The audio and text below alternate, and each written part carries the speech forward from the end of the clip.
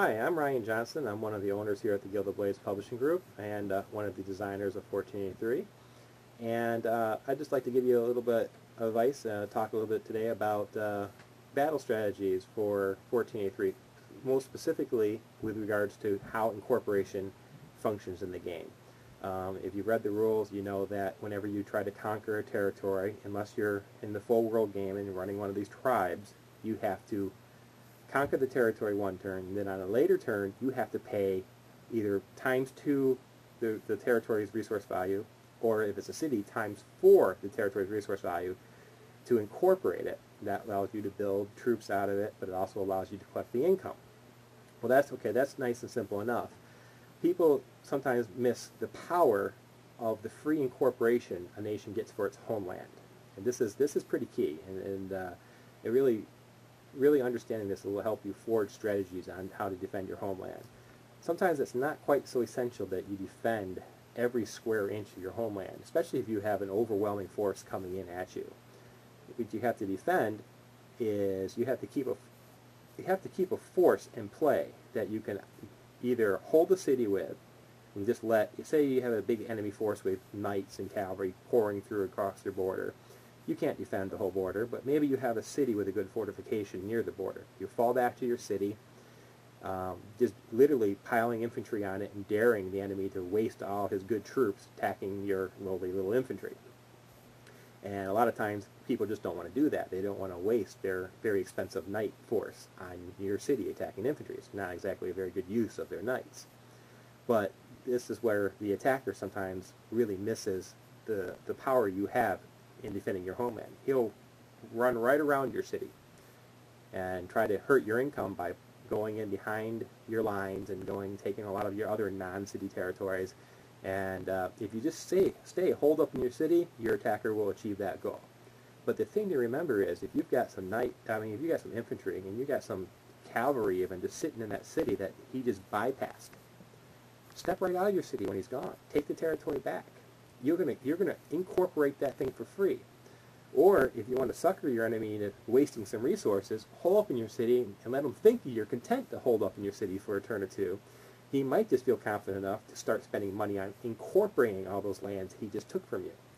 Then pour out of your city and take all that back. You get the free incorporation of your homelands back. He loses all the money he spent on incorporating it. Big waste of money, especially if he incorporated some of your cities and spent 4 times. That means he took it one turn. On the next turn, he pays to incorporate, so he gets to collect the money that turn. But because he paid 4 times its value, he's going to hit break-even point on that expense 3 more turns later. So 5 turns after conquering it, he's at a break-even point on the expense of investing and making that part of his empire. You've got 5 turns grace to kick him out of there, get the city back for free, and if any time before that point, if you've achieved that, he lost money for no good purpose. So that is the power of free incorporation. And every nation in this game has homeland free incorporation in the core game. You know, variants may vary, but the main game, 1483 Europe and 1483 full world, nations have free incorporation of their homeland. This is a tactic that's very powerful to defend. And if you use it right, you can make an attacker of your nation spend huge amounts of resources trying to absorb and incorporate your lands, which you can come back out, take away from them, and just cost them a lot. It's going to be a black hole for their finances. And even a smaller nation can really hold off a very large nation by making the whole process of trying to conquer your lands and hold your lands against you coming back and getting them back free. It can become very expensive.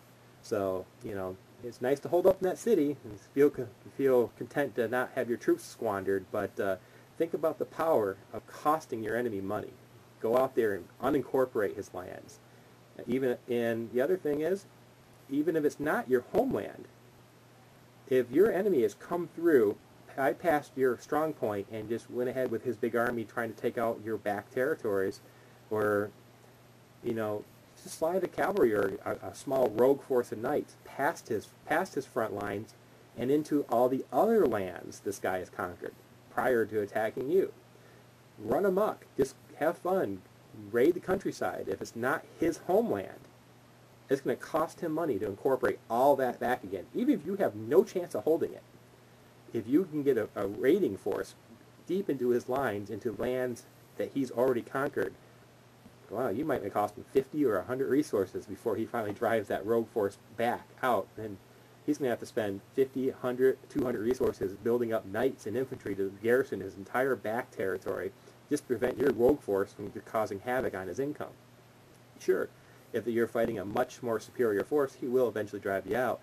But if you've cost him 100 or 200 resources, that's 200, I mean, that's 20, 40 infantry, or 10 knights that aren't on the front line chewing you up and conquering you. That's pretty powerful. So never be afraid to think about what the cost of incorporation is to your enemies. And think about the risk you have if you try to incorporate a land that you can't realistically hold. It's just going to cost you money. So definitely do it when you can hold it, and if your enemy is not incorporating lands that you can hold, exploit it and make it cost them. Just something to think about.